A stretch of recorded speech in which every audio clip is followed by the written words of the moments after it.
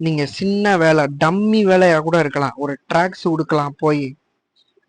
இது பாக்குறதுக்கு பெரிய கூட்டம் இல்ல, அற்புதம் இல்ல, அடையாளம் இல்ல, தீர்க்க தரிசனம் இல்ல. ஆனா இங்க அசுத்தாவி துரத்தப்படல. ஆனா பிதாவின் சித்தத்தின்படி நீங்க ஒரு சின்ன ட்ராக்ஸ் கூட போய் கொடுக்கலாம். அது தேவனால் அங்கீகரிக்கப்பட்ட ஊழியம். நீங்க ஒரு சர்ச்சில் சின்ன சேரை கூட எடுத்து போடலாம். அது தேவனால தேர்ந்தெடுக்கப்பட்ட செஞ்ச ஊழியம். நீங்க சர்ச்சை கூட்டி கூட விடலாம். நீங்க தேவ சித்தத்தின்படி செயல்பட்டீங்கன்னா ஊழியத்துல பிரசங்கம் தான் பண்ணணும்னு இல்லை. நீங்க பாட்டு கூட படிச்ச ஆளா இருக்கலாம். ஆமா, வசனம் சொல்லும் போது அதை எடுத்து வாசிச்ச ஆளா கூட இருக்கலாம். தேவ சித்தத்தின்படி செயல்பட்டீங்கன்னா நீங்க தான் தேர்ந்தெடுக்கப்பட்ட அங்கீகரிக்கப்பட்ட ஆளு.